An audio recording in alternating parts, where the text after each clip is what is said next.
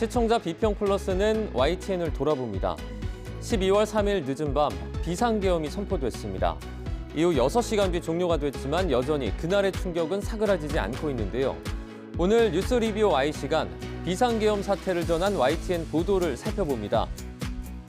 이번 주는 어떤 시청자 의견이 들어왔을까요? 시청자 톡톡 Y에서 확인해 보겠습니다. 잠시 후에 만나보시죠.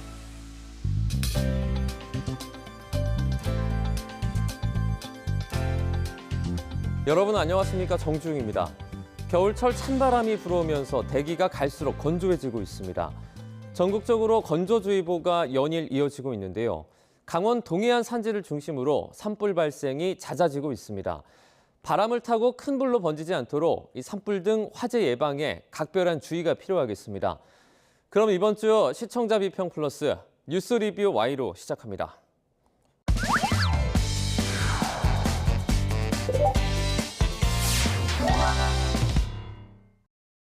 세 분 어서 오세요. 안녕하십니까?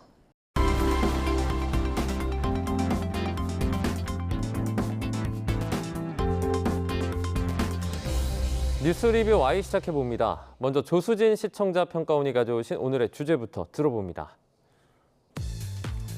지난 12월 3일 45년 만에 비상계엄이 선포되면서 사회적 대혼란이 야기됐습니다. 비상계엄이 해제되는 과정과 대통령 탄핵 표결, 부결 등 일련의 과정에서 국민의 분노는 극에 달하고 있는데요. 이번 사태의 후폭풍은 쉽게 가라앉지 않을 것으로 보입니다. 이런 과정에서 언론의 의제 설정 또한 중요합니다. 언론은 그 어느 때보다 정파적 입장이 아닌 국민의 편에서 언론의 역할을 다해야 합니다. 이번 사태를 YTN은 어떻게 보도하고 있는지 오늘 뉴스 리뷰 Y에서 살펴봅니다. 네, 당시 많은 분들이 잠을 설치셨을 것 같은데요. 12월 3일 저녁 10시 20분입니다. 정확히 23분이라고 전해지고 있는데 비상계엄이 선포가 되고 이후에 6시간 만에 사태가 종료가 됐습니다. 긴박했던 상황이 YTN 방송을 통해서 그대로 전달이 됐을 것 같은데요. 박사님, 어떻게 보셨습니까? 뉴스 전문 채널인 YTN의 역할은 국가적 긴급 상황이나 사회적 재난, 그 상황에서 YTN의 역할은 더욱더 중요하다고 생각을 합니다. 지난 12월 3일 밤에 기습적으로 대통령에 의해 이루어진 비상계엄은 전대미문의 사건이며 시민에게 빠르게 그리고 정확하게 정보를 전달하는 것이 YTN의 역할이었습니다. 늦은 밤에 진행된 사건이었기 때문에 정확한 정보를 얻기 위해서 시청하는 시민들은 빠른 뉴스를 전달받기를 원했고 YTN이 그 역할을 충실히 수행했다고 생각합니다. 대통령의 비상계엄 선포라는 전대미문의 사건이 벌어지면서 긴급 속보가 많았던 걸로 기억을 하는데요. 물론 지금도 계속해서 이어지고 있습니다. 12월 3일 밤부터 12월 5일 사이 비상계엄 선포 관련 긴급 속보, 비상계엄의 의미, 비상계엄의 해제 과정, 그리고 민주당과 국민의힘 간의 탄핵에 대한 입장 차이, 그리고 시민들의 반응, 또 위헌과 위법성에 대한 분석 등 광범위한 영역으로 소식을 다뤘다고 생각을 합니다. 네, 먼저 당시 YTN 취재 상황을 들어보고 싶습니다. 이런 일이 벌어질 거라고 예상하지 못했기 때문에 대응이 정말 쉽지 않았을 것 같은데 현재까지도 급변하는 소식들이 YTN을 통해서 많이 보도가 되고 있죠. 네, 당시에 10시 한 2, 3분쯤에 대통령이 곧 긴급 발표를 할 것이다라는 그 첩보라고 하죠. 정보가 이제 언론사 사이에 돌았거든요. 그 당시에는 예산안 관련해서 발표할 것이다 이렇게 얘기돼 있는데 대개 대통령이 무언가 큰 그 발표를 할 때는 미리 언론사에 언지를 주고 엠바고를 거는 경우가 많습니다. 몇 시쯤 하니까 준비하고 있어라. 근데 전혀 연락이 없었고 그래서 사실 그 대부분의 방송사들은 그 대통령실이나 국방부나 이런 곳하고 이제 화면이 연결돼 있잖아요. 그래서 화면을 계속 주시하면서 무엇이 있는가를 보았는데 10시 23분에 대통령이 비상계엄 발표를 했죠. 그래서 저희가 생각했던 거하고는 완전히 다른 차원의 그 발표가 있었기 때문에 그때부터 그 화면을 바로 받으면서 그 순간 바로 전면 특보로 바뀌었습니다. 그래서 이제 회사 보도국 소속 직원들이 전원 출근을 했고요. 그다음에 이제 현장에 급파를 했죠. 정치부는 그 당시에 국회에 기자가 둘이 있었고 또 한 기자가 이제 들어가서 국회의사당 안에 세 기자가 계속해서 연결을 했고 대통령 출입하는 기자가 3명인데 일진 기자가 회사로 빨리 와서 이제 처음에 출연을 해서 얘기를 했었죠. 그리고 그 10시쯤에 아마 그 외부의 평론가들이 두 분이 방송을 했던 것 같은데요. 그분들 긴급 그 다시 투입을 해서 방송을 했고, 그래서 이제 계속해서 방송을 했고, 그게 이제 다음 날, 그러니까 12월 4일 오후까지는 YTN에서 광고도 방송하지 않았습니다. 거의 24시간 가량을 계속해서 이 특보만 방송을 했고요. 그 후에는 지금까지 전면 특보 또는 부분 특보 이런 식으로. 왜냐하면 지금 뭐 보시면 알겠지만 옛날 같으면 뭐 한 달에 나올 뉴스가 지금 하루에 다 나오는 이런 어마어마하게 이제 급박한 상황이기 때문에 현재는 보도국 전 인력이 투입돼서 계속해서 방송을 하고 있는 그런 중입니다. 네, 정말 긴박하게 돌아갔던 순간이었던 것 같습니다. 초유의 비상계엄 사태 이후에 국내외 할 것 없이 파장이 정말 적지 않은데요. 관련 소식을 전한 YTN 보도도 좀 살펴보도록 하겠습니다. 네, 우선 12월 3일 밤 비상계엄이 선포되었을 때 기존에 예정된 보도에서 갑작스럽게 긴급 보도로 전환하는 과정을 봐야 한다고 생각을 합니다. 비상계엄 선포 관련 대통령실, 국방부, 또 시민들의 반응, 해외 외신 등 여러 상황을 실시간으로 전달해야 되는 고도의 집중이 필요한 아젠다였고요. 또 그만큼 어려움도 컸을 것이라 생각을 합니다. 명태균, 김영선 구속 기소, 민주, 명태균 녹취 공세, 제목의 대담입니다. 12월 3일 저녁 10시, 그러니까 대국민 담화 약 30분 전 시작된 대담인데요. 앵커가 전문가들과 뉴스를 전하던 중에 대통령의 긴급 대국민 담화, 비상계엄 선포 내용이 방송되었습니다. 갑작스런 대통령의 긴급 담화로 앵커와 스튜디오에 출연한 전문가들 모두 당황한 기색이 역력했는데요. YTN뿐만 아니라 다른 방송사 모두 비슷한 상황이었습니다. 하지만 이러한 상황을 스튜디오 출연자들과 함께 논의를 하기보다는 빨리 긴급 속보 보도로 체제 전환을 하고 뉴스를 전달하는 것이 더 좋았지 않았을까 생각을 합니다. 다른 아젠다를 논의하기 위해서 출연한 2명의 전문가들도 앵커의 질문에 따라서 비상계엄과 관련한 여러 그 반응들을 살펴봤는데 실질적으로 정보를 찾기 위해서 핸드폰을 검색한다든지 혹은 또 앵커의 질문에 답을 하기 위해서 고민하는 장면들이 그대로 방송이 되었는데요. 물론 긴박했던 상황이 그대로 전달된다라는 부분은 또 YTN의 실시간 뉴스라는 특징이긴 하지만 또 시청자가 보기에 그런 당황하는 모습을 그대로 전달할 수밖에 없었나, 좀 더 안정적이고 체계적인 그런 전환을 통해서 뉴스 보도를 했다면 좋았지 않았을까라고 생각을 합니다. YTN은 그 24시간 뉴스 체제이기 때문에 긴급한 상황에서 찾게 되는 그런 채널이죠. 이번에도 이제 많은 분들이 YTN을 통해서 소식을 접한 것으로 알려졌는데요. 그럴수록 빠르고 또 정확한 정보 제공이 필요하죠. 특히나 이번 계엄령은 역사적으로 17번째입니다만 그 45년 만에 일어난 일이고요. 그래서 잘 알지 못합니다. 그래서 이에 대한 국민적 이해가 필요합니다. 비상계엄이 뭔지 등 자세한 정보 제공이 무엇보다 필요했었죠. 관련 내보도 살펴보면 4일 오전 4시 45년 만에 계엄령 선포, 역대 선포 17회 제목입니다. 박광열 기자가 관련 내용을 정리를 했습니다.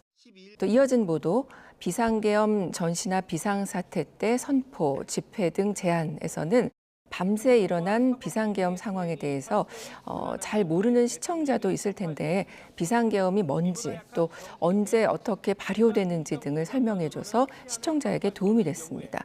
네, 얼마 지나지 않아 계엄령이 해제되었는데요. 이와 관련해서도 빠르게 정보를 제공합니다. 헌법 개헌법으로 따져본 계엄령 해제 절차는 이라는 제목이었습니다. 국회에서 만장일치로 계엄령 해제 요구 결의안이 가결됐지만 계엄 상태는 이어지고 있었는데요. 헌법상 대통령이 국무회의를 열고 해제를 선언해야 된다라는 겁니다. 급박한 상황에서 시청자가 계엄법 조항을 알기 쉽게 설명을 했습니다. 또 정치적 무리수 배경은 탄핵 공세 특검 이탈표 때문이란 제목의 보도에서도 계엄 선포를 무리수라고 명확하게 주지시켰습니다. 네, 당시의 상황을 돌이켜보면 순식간에 여의도 국회 앞으로 시민들이 많이 모였습니다. 비상계엄 해제 요구 결의안이 국회 본회의에서 통과되는 그 다음 날이죠. 4일 새벽까지 자리를 지켰는데요. 시민 반응을 전한 관련 보도는 좀 어땠습니까? 네, 지난 4일 새벽 6시 한밤 계엄령에 놀란 시민들 믿기지 않아 용산도 삼엄한 경계 제목의 보도입니다. 비상계엄 선포와 해제 과정에서 놀란 시민들이 새벽에 거리로 나와 상황을 지켜보고 있는 장면들을 뉴스로 보도하기도 했고요. 혹은 또 정보를 몰랐던 시민들의 어려움 등을 빠르게 취재해서 보도했습니다. 다만 아쉬운 점은 경찰과 일부 시민의 충돌이 벌어지기도 했다라는 멘트에 송출된 화면은 차를 타고 이동하는 계엄군과 시민들 간의 논쟁 장면이 나가기도 했는데요. 경찰과 시민 간의 충돌이라는 표현을 사용하기 위해서는 이를 뒷받침할 수 있는 설명이나 추가적인 화면이 나가야 했다고 생각합니다. 네, 또 시민들의 그 정권 퇴진 집회 소식을 전했습니다. 4일 국회 안으로 정권 퇴진 시민 규탄 집회 계속이라는 제목이었는데요. 국회 앞모습 등의 내용을 전했습니다. 본 영상은 그 윤 대통령의 비상 계엄 선포 이후 국회 본관 앞까지 이동해서 시위를 이어가고 있는 그런 상황을 전했습니다. 특히 이제 국회 앞에서 밤샘 집회를 벌이다가 해제됨에 따라서 이동해서 시위하는 등 전후 상황을 잘 짚었습니다. 5일 보도입니다. 서울 도심 곳곳 탄핵 촛불 윤 대통령 하야하라라는 제목의 보도였는데요. 비상계엄 선포 이후에 도심 집회 모습을 전하는 보도로 윤석열 대통령의 하야와 탄핵을 촉구하는 시민들의 목소리를 들려줘서 우리 그 민주주의와 시민의식을 잘 전달했습니다. BBC나 CNN 같은 주요 외신들도 비상계엄 사태에 관한 여러 가지 분석을 내놓으면서 큰 관심을 보였습니다. 국제적으로 우려의 시선을 보내고 있는 상황인데요. 이제 해외 반응을 살핀 보도들도 좀 궁금하거든요. 네, 맞습니다. 그 전 세계가 이 소식을 발빠르게 전했고요. 국제적 신뢰 하락은 물론 우리 경제에 미치는 영향 또한 매우 심각합니다. 외신들의 반응을 살핀 보도를 보면은요. 윤 대통령이 정치적 공경을 벗어나기 위해서 계엄을 선포했다는 게 대체적인 반응이다라고 전합니다. 또 이 보도뿐만 아니라 국제적으로 비춰지는 한국의 모습 알 수 있는 그런 관련 보도도 이어졌습니다. 일 언론, 한국계엄령 주요 뉴스로 타전, 국정 주도권 회복 목적, 또 서울의 봄 현실판, 중국 계엄령 10억 번 검색이라는 제목도 있었고요. 또 백악관 계엄령 사전 통보 못 받아 중대한 우려라는 제목들의 보도들이 이어졌습니다. 윤 대통령의 명분 없는 계엄 선포로 인해서 한국의 금융과 또 외환 시장에 부정적 영향을 끼치고 또 외교도 어렵게 만들 것이라는 부정적 평가를 내놓았다라고 전합니다. 각 나라의 특파원을 연결해서 그 주요 주변국의 반응을 알 수 있게 하는 발빠른 보도였습니다. 비상계엄 관련 해외의 반응을 살피는 것 역시 굉장히 중요한 뉴스라고 생각을 합니다. 각 나라의 특파원을 연결해서 주변국의 반응을 살핀 보도들이 많았고 또 굉장히 유익했다라고 생각합니다. 백악관 긴밀히 모니터링 중 외신들도 한국 계엄 긴급 타전 제목입니다. 워싱턴 특파원을 전화 연결해서 백악관의 반응을 살피거나 또 대변인의 발언, 외신 반응, 좀 구체적인 이야기들을 전달해 주었고요.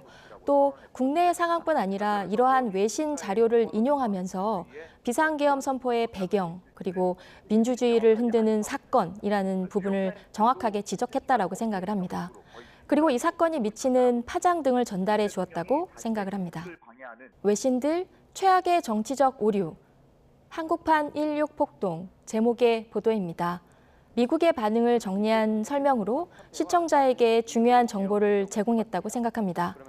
다만 보도 내용 중에 BBC 계엄 선포, 윤 대통령의 정치적 위기 때문, CNN 최악의 정치적 오류, 뭘 얻으려 했는지 의문 등의 내용이 나오는데요.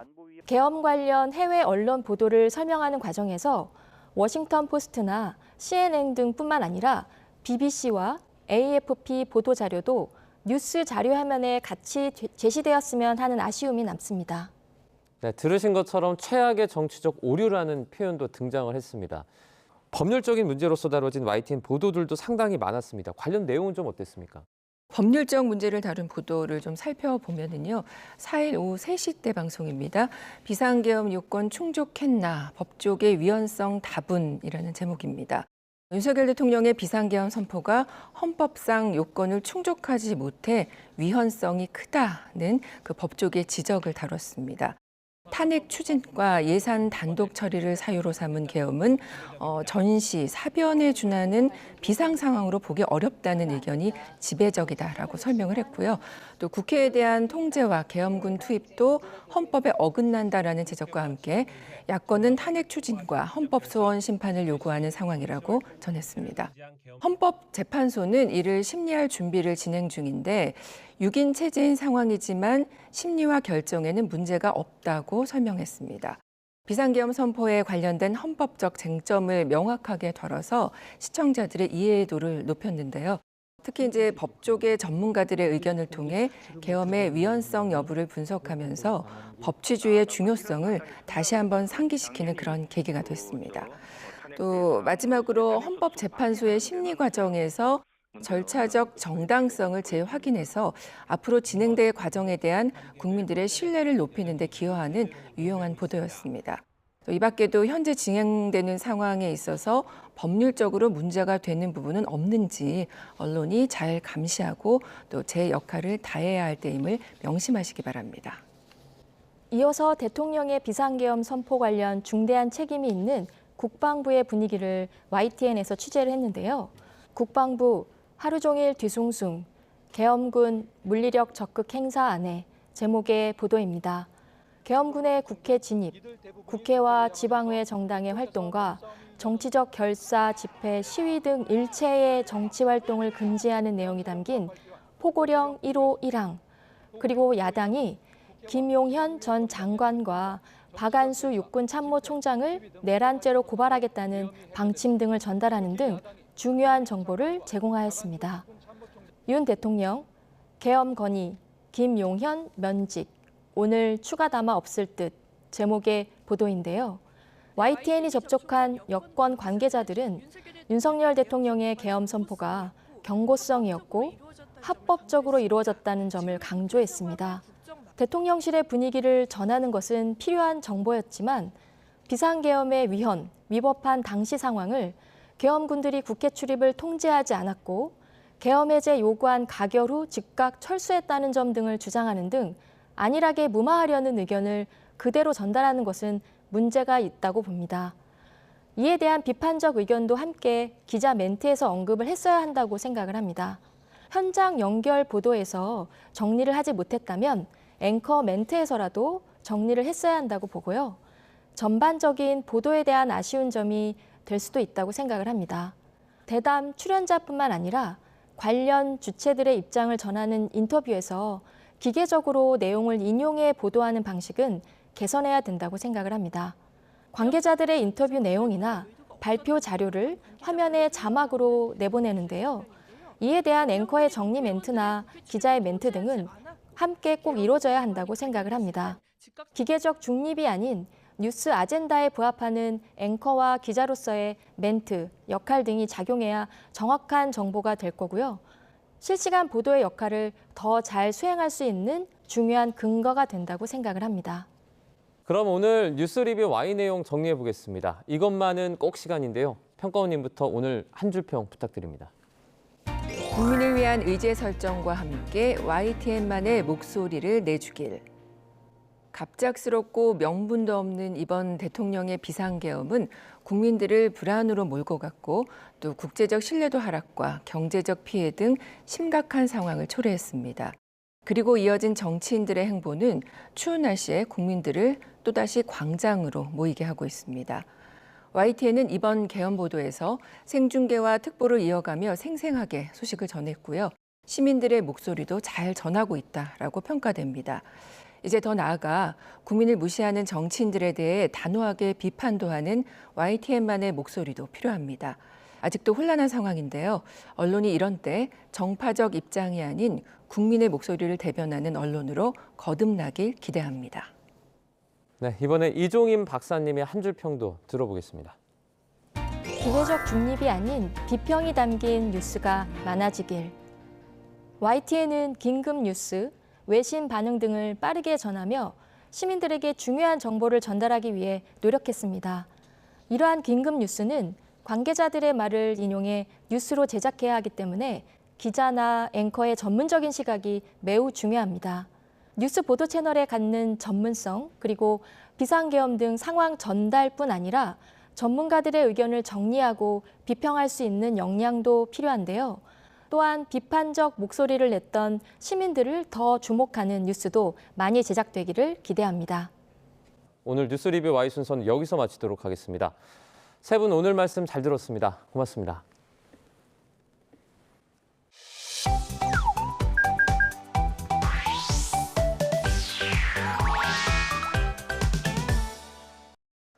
YTN을 향한 시청자 의견이라면 모두 귀 기울여 듣고 답하는 시청자 톡톡 Y 시간입니다. 오늘 주목한 시청자 의견을 AI 앵커 Y온이 소개해드립니다. 지금 바로 만나보시죠. 안녕하세요. AI 앵커 Y온입니다. 오늘의 첫 번째 주제는 마이코플라즈마 폐렴에 대한 시청자 의견을 들어봤습니다. 자세한 내용 지금 바로 보시죠.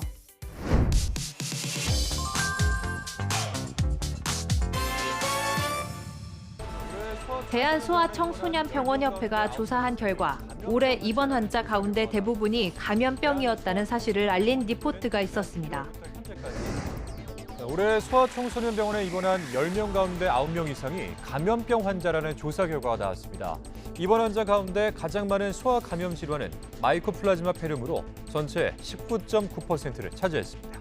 올해 소아청소년병원에 입원한 환자의 소아 감염 질환 비율을 간단히 살펴본 보도였는데요. 보도에서 올해 입원 환자 가운데 10명 중 9명이 감염병이며 그중에서도 마이코플라즈마 폐렴 환자가 20%에 가깝다는 상황을 전했는데 관련해 마이코플라즈마 폐렴 환자가 올해 들어 늘어난 변화된 양상을 함께 설명했다면 좋았겠다는 시청자 의견이 있었습니다. 시청자 톡톡 Y에서 함께 살펴보면 좋은 마이코플라즈마 폐렴에 대해 자세히 알아봤습니다. 보도에 나온 감염병인 마이코플라즈마 폐렴은 마이코플라즈마 폐렴균에 의한 급성 호흡기 감염증으로 비말을 통해 감염된 후 2에서 3주 정도의 잠복기를 거쳐 지속적인 기침, 발열, 인후통, 두통, 피로감 등의 증상이 나타납니다. 올해 들어 45주차까지 마이코플라즈마 폐렴균으로 입원한 환자는 총 23,625명으로 지난해 같은 기간에 비해서는 8.8배, 재작년 같은 기간에 비해서는 18.8배에 이릅니다. 또 전체 입원 환자 가운데 12세 이하 아동이 71%인 16,770명에 달해 주로 학령기 아동을 중심으로 발생 중이라고 합니다. 일반적인 폐렴과는 다르게 발열이 주된 증상이어서 흔히 독감이라고 생각하는 경우가 많은데 일반 감기약이나 해열제를 썼는데도 2에서 3일 이상 열이 내리지 않는다면 곧바로 병원에 가야 합니다. 방치하면 자칫 중증 폐렴으로 이어질 수 있기 때문에 신속한 검사와 치료가 필요한데요. 통상 엑스레이 촬영을 하고 유전자 증폭 검사를 통해 확진 판정이 내려진다고 합니다. 다음으로 시청자 톡톡 Y 두 번째 주제는 양자 컴퓨터에 대한 시청자 의견을 들어봤습니다. 어떤 내용을 담고 있는지 이어서 확인해 보시죠.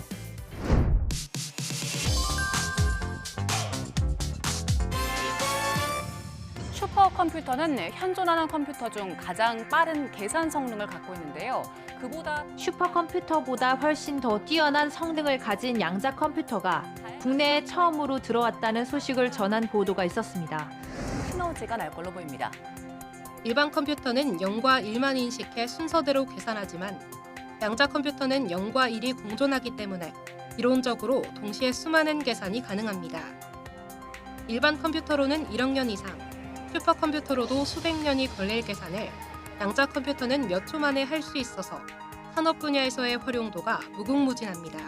신소재 개발이라든지 신약 개발, 그리고 물류라든지 다양한 형태의 최적화 문제들에 적용될 수 있을 것으로 보고요.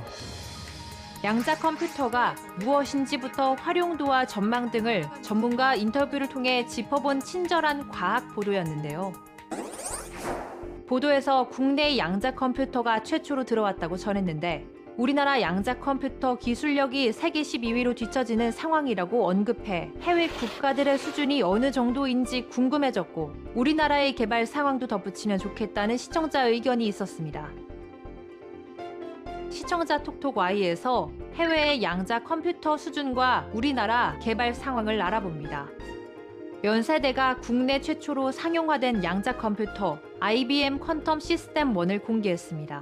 이번 설치로 한국은 미국, 캐나다, 독일, 일본에 이어 IBM 퀀텀 시스템 1을 설치한 5번째 국가가 됐는데요. 전 세계 대학 중에서는 2번째입니다. 퀀텀 시스템 1은 과학 연구에 활용할 수 있는 이른바 양자 유용성 단계에 이른 양자 컴퓨터로 분류되는데요. 과학기술정보통신부에 따르면 미국의 양자 컴퓨터 기술 수준을 100점이라고 할 때 한국은 아직 2.3점에 불과하다고 합니다. 그 외에도 독일, 일본, 영국 등이 20점대 수준인 데에 반해 우리나라는 양자 컴퓨터 기술 선도국보다 한참 뒤처져 있는 상황인데요. 정부 차원에서는 양자 컴퓨터 생태계 확장을 위해 각종 지원책을 내놓고 있습니다. 정부는 2035년까지 양자 핵심 인력을 2,500명, 양자 활용, 공급 기업을 1,200곳을 확보해 기술 수준을 최선도국의 85%까지 끌어올린다는 계획인데요.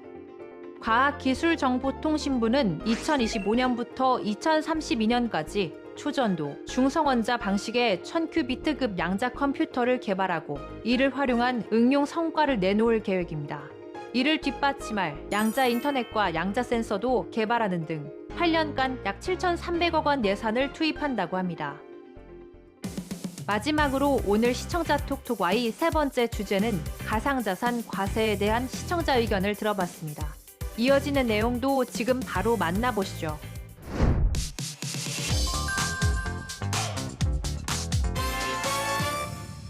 금융투자소득세 폐지 문제를 두고 가까스로 합의점을 찾았던 여야가 얼마 전 가상자산 과세 문제를 두고 여야가 충돌하고 있는 상황 속 각 측의 입장을 전한 리포트가 있었습니다.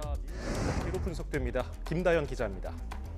이재명 대표가 민주당이 당론으로 추진하겠다던 상법 개정을 두고 공개 토론을 제안했습니다. 소액 투자자들을 보호해야 된다는 점에 반대할 사람은 없습니다. 다만 그 방법을 두고 어떤 길로 가야 될지 이론이 있을 뿐입니다. 상법은 적용 대상이 상장, 비상장 회사 가리지 않고 적용하고 있기 때문에 업계에서 느끼는 부담이 굉장히 클 것 같아요. 각 당의 다른 의견을 여러 인터뷰를 통해 한눈에 확인할 수 있는 정리된 보도였는데요. 가상자산과세와 상법 개정을 두고 여야의 입장 차이를 비교 설명한 보도였는데 다른 국가에서는 가상자산에 대한 과세를 어떻게 하고 있는지 사례를 언급하면 도움이 됐겠다는 시청자 의견이 있었습니다. 추가적인 정보를 설명하기 위해 시청자 톡톡Y에서 해외 가상자산 과세 현황에 대해 알아봅니다. 해외 가상자산 과세 사례를 살펴보면 대부분 주요국은 가상자산의 법적 성격을 자산으로 정의하고 취득 및 양도에 대해서만 과세하고 소비에는 비과세하며 관련 규정을 다지는 단계입니다. 법적 정의 관련 논의 없이 과세하고 있는 곳은 없는데요. 자본시장연구원이 지난 18일 발간한 글로벌 가상자산 과세 현황 및 국내 시사점 보고서에 따르면 가상자산 과세를 실제로 시행하는 국가는 미국, 영국, 독일, 일본, 호주, 싱가포르 등이 있습니다. 미국, 영국, 독일, 호주는 기본 세율이나 장단기 투자에 따른 세율은 차이가 있지만 가상자산을 자산으로 분류해 과세하고 있습니다. 일본의 경우 가상자산 거래이익을 잡소득으로 구분하면서 연간 수익이 20만엔, 한화 약 182만 원 이하인 경우에만 과세 대상에서 제외하는 등 민주당 안과 유사한 성격이 있지만 일본 정부는 현지 업계 의견을 받아들여 가상자산 관련 현행 규정을 대폭 완화하는 내용의 경기 부양책을 추진 중입니다. 한편 우리나라는 여러 논란 속 가상자산 과세가 결국 2년 더 유예됐습니다. YTN 방송의 부족한 부분을 채우는 시청자 톡톡 Y 시간. 다음 주도 다양한 시청자 의견과 함께 돌아오겠습니다.